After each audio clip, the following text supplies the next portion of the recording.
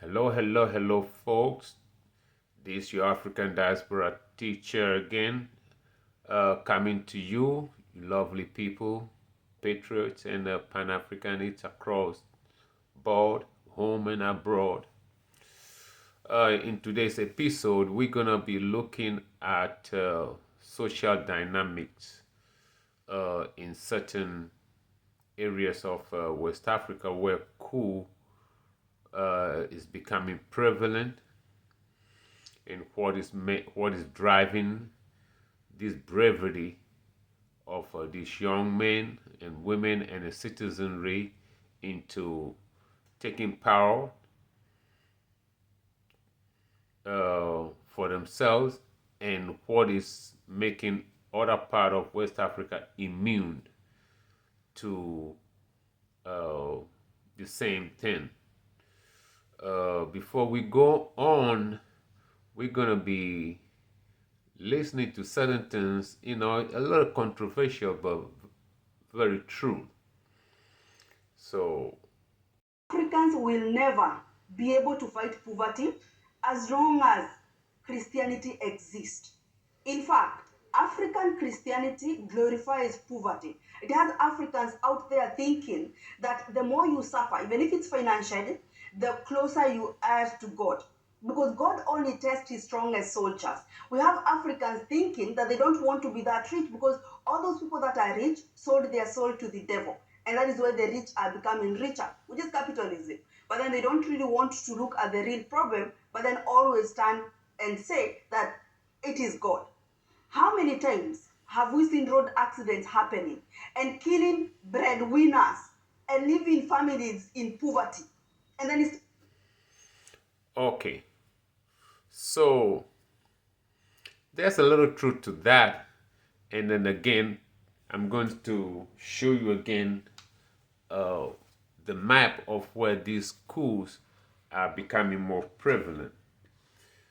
Where the coups are becoming more prevalent, according to my this West Africa, right? According to my map that I put all together, we could see this is the southern part of the belt. This is the Coup belt, the the Coup belt. You see, you can see Niger over there. You can see Mali, Burkina Faso. You could see Guinea over here to the coast. From here, all are Muslim countries. You see, you can see all are heavily Islamites. Okay, heavily Muslim nation where Islam is the key religion with certain degree of African traditionalism all over here, even including northern part of Nigeria. This is Nigeria right here, northern part of Nigeria. So all this belt is Muslim, you know, Islam is all this place. Then to what the lady is saying, we're gonna come to that. I'm gonna analyze that. The south, where Nigeria, from Nigeria to Ivory Coast, all this side is mostly Christian. Okay, just from here, you know, even part of Ghana, the northern part of all these southern states where we can say they are resilient to coup, the northern part also are closer to the Islamic belt as a form of a religion. The major religion in these places, or major foreign religion in these places, are Muslim or Islamic. The southern, the southern part of all these places, to the middle, just like this, across like that in the middle, is mostly Christian. So Christianity heavily influenced most of this nation their leaders and everything. Today, Nigeria, the new leader, has taken over from a northerner who is Buhari, which from the northern part of Nigeria, and that baton has been given to Tinubu from the Yoruba area here. Okay, from the western part of Nigeria, southwestern part, a Yoruba man. Okay, so in Togo, in Benin, Togo, coming to Ghana, up to Ouattara, who is in Cote d'Ivoire here, you will see that they are all Christian, all the leaders. So you could see all the leaders over here in the south are all practicing Christians. I don't know about Tinubu. Most Yorubas are a mixture of either Islam, but that is more prevalent around Kwara State and other places. But, you know, heavily Yorubas are mixture of Yorubas are mixture of a whole lot of things: traditionalism, highly Christian, and few Muslims sprinkled within Yoruba. Okay, but we can say today that the leader of Nigeria, Benin, Togo, we can all say they're all Christian faith practitioners. So, and the huge number of Christians are in this country, Nigeria, and also in Ghana, and also in Togo. So that tells about the social dynamism or the social dynamics of these southern states versus the northern states that are heavily 95% almost in each of these nations that are heavily revolutionary or coup militarized nations, Muslims. So what do I mean by that? What I mean by that is the mentality of Muslims are totally different from when it comes to self-defense. You see, when it comes to self-defense, when it comes to aggression,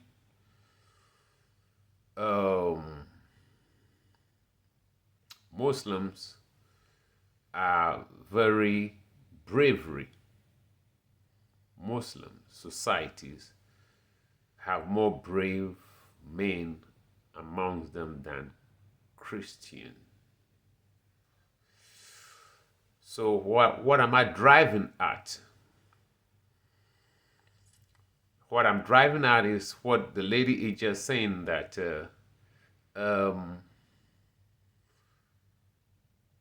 if Christianity is not, kicked out of Africa, poverty will still, we'll still have poverty. We'll still have poverty. Listen to her again. We'll still have poverty because the Africans will never be able to fight poverty as long as Christianity exists. In fact, Africa will not be able to fight poverty as long as Christianity exists.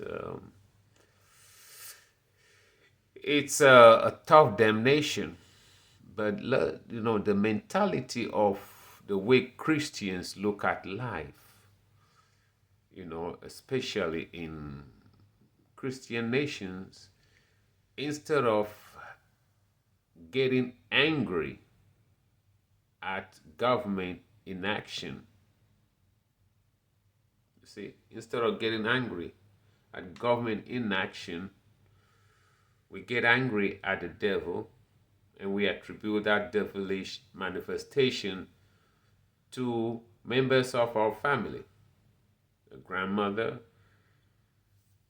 if the health system is not good and you could not have baby through negligence of nurses because they don't get paid very well. They don't take their job very seriously. Doctors don't care to, you know, genuinely look at you and prescribe the right medicine and the right procedure and help you along the way so that you could have that baby, which takes a lot of time. They don't have that time for you because they don't care.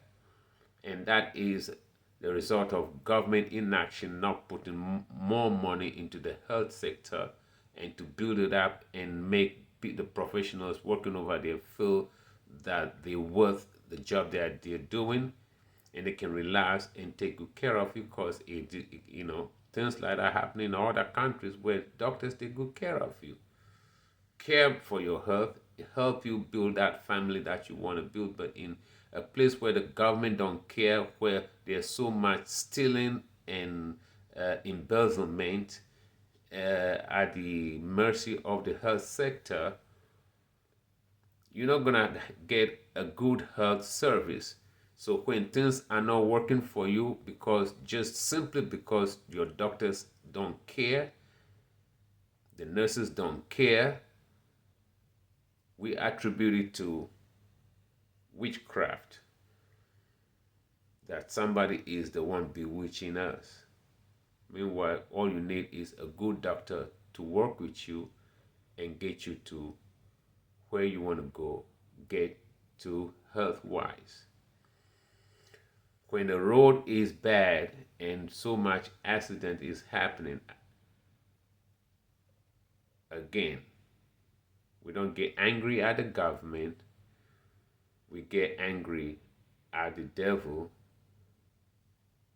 Maybe my uncle somewhere is the one bewitched me so that I could get that accident. Okay, maybe somebody in my family is the one that hated me so much that that person wished me to involve in an accident. But it's just simply because the roads are bad and drivers are speeding on this two-way road instead of having 3 lanes going this way and 3 lanes coming this way. So they don't have to, head-on collision is 97% of the accident happening in our major roads because somebody wanted to, with with a miscalculation, trying to bypass another driver and in the broad daylight or night, miscalculation, and hit head on with the one that is coming. In a case of 3 lanes, everybody just going. If you want to pass somebody, there's a way to pass the person without no head collision. So in the case of this two-way road that we ran, one is coming, one is meeting it like this, the frequency of accident is high. That is government. More cars, less roads. Do we have the money to make roads? We do have the money, but we're still in it. But the people don't get mad at what the government is not doing. So, and in most nations in the south of the Coup belt, we say, give it to God. Just leave it in the hands of God. God will fix it. God will do this. So when you look at and that result into resilience of the southern nations from coup d'etat. I might be wrong. Everything that is going on in the northern, in the Coup belt, Niger, Mali, Burkina Faso, Guinea, which is the full stretch of West Africa. That is the stretch of beyond Niger. That's Central African Republic. You see, Guinea is the west end of West Africa to the coast and to the north. And Niger is the east end of West Africa. Both ends had been taken over. You see, beyond Niger, that is now West Africa. That is Algeria. That's North Africa. Beyond, on the northern part of Mali, that is now West Africa. You see, that is in the territory of, Libya or whatever. The other one is Libya. The other one, I think, on the top of Niger, you get into Libya. On the top of Mali, you get into Algeria. Okay, so the whole upper part of West Africa, in end to end, is taken over by these new young soldiers, and they are Islamites. The major religion, foreign religion, I call it foreign religion, is Islam. And they think differently. This is the dynamism that West Africans have to understand. The southern portion that is left out with no military takeover have to, analyze this thing properly before they're going into any kind of war. You see, the Southerners are not aggressive. So this thing will turn into South versus North, Christian nations versus Islamic nations. You see, Christian nations versus Muslim Islamic nations. This thing can turn into a religious war.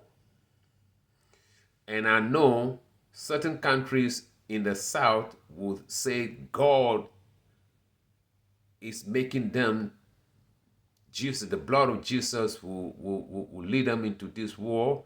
The devil is a liar. All these kind of, slogans.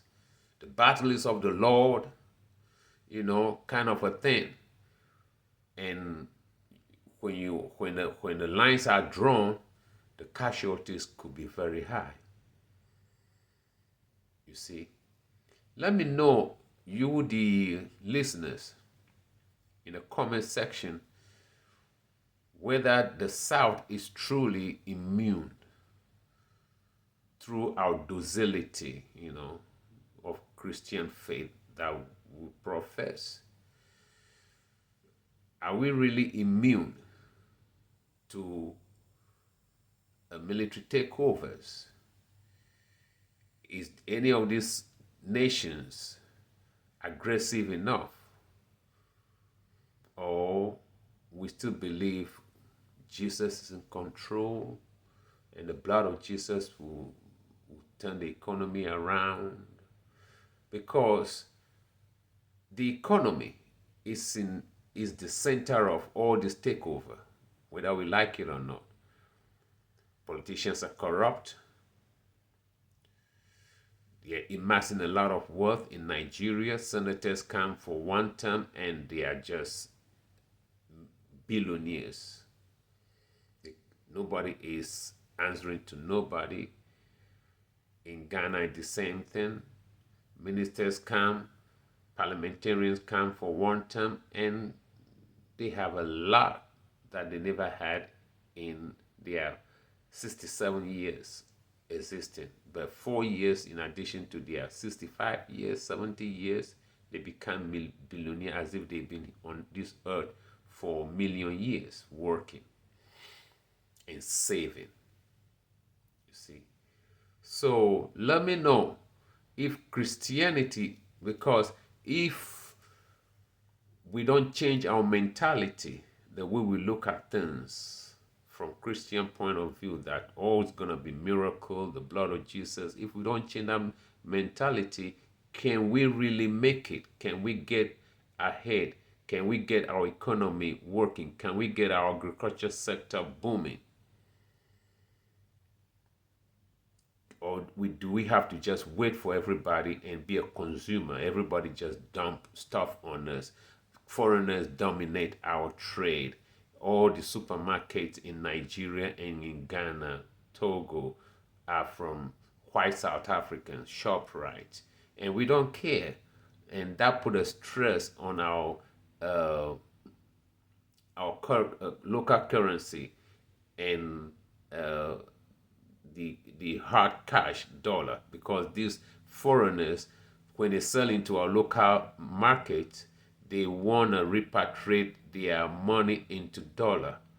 So they sell so much in so much volume of trade, and every week they demand so much dollars from our local exchanges, Bureau of Exchanges, into their home countries, therefore making the dollar very, very hard, or, or pushing the exchange rate between the local currency and the dollar very high for those who want to buy it locally, can afford it, or have to, buy it at a high price, because these ShopRites and the Lebanese and the Syrians and all the Indians and the Chinese are every week they don't want to put even their local money in our banking sector because they don't trust it.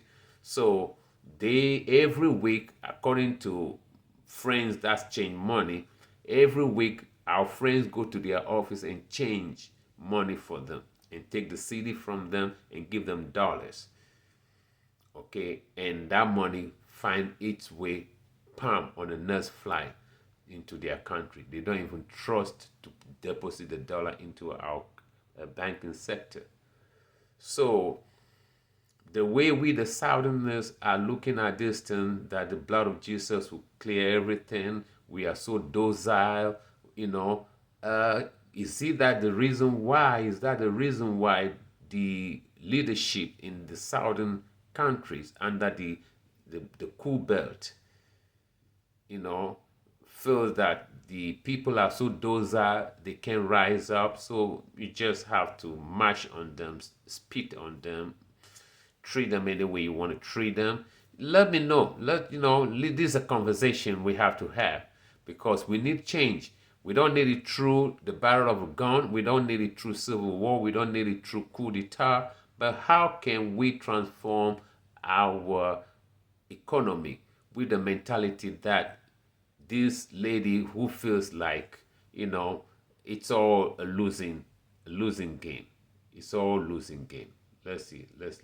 It's all losing game. Is it a losing game? Africans will never be able to fight poverty as long as Christianity exists. In fact, African Christianity glorifies poverty. It has Africans out there thinking that the more you suffer, even if it's financially, the closer you are to God.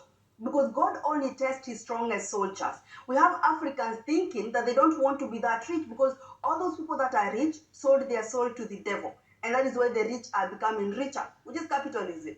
But then they don't really want to look at the real problem, but then always stand and say that it is God. How many times have we seen road accidents happening and killing breadwinners? And yeah, the breadwinner is gone. When the breadwinner is gone in a mindless accident, it creates poverty. He's the one that getting up every day to go and hustle and go and camp. And the roads are very precious. The roads are very bad. But he have to thread, through these treacherous roads in the night, in the day, on the road, just to go and exchange goods from one town to another, or go buy from somewhere far away. 100 miles journey takes 4 hours. 100-mile journey is supposed to take 1 hour. In many places, I drive for a living, So I know 100 miles stretch, it's, 60 minutes. If you're driving at 60 miles per hour or 65 miles 65 miles, 80 miles per hour, we drive sometimes 75. If the speed limit is 65, is posted 65, you could drive 10 miles above it and police will not do you anything. So at 65 miles per hour road, we drive 70 miles per hour. So in 100 miles distance, we cover it within an hour or even less. But the same distance, you're going to cover it, structured potholes. You can't bypass the other person who is driving slow in front of you. If you want to do it, it's a problem. If you're not very calculative, you're going to hit somebody head on. So 100-mile stretch journey takes 3 hours. And it's perilous. It's just bad news. So the breadwinner all the time is like going to a battle until one day, the unthinkable will happen, and that breadwinner leave a lot of children behind. What do we say? Let's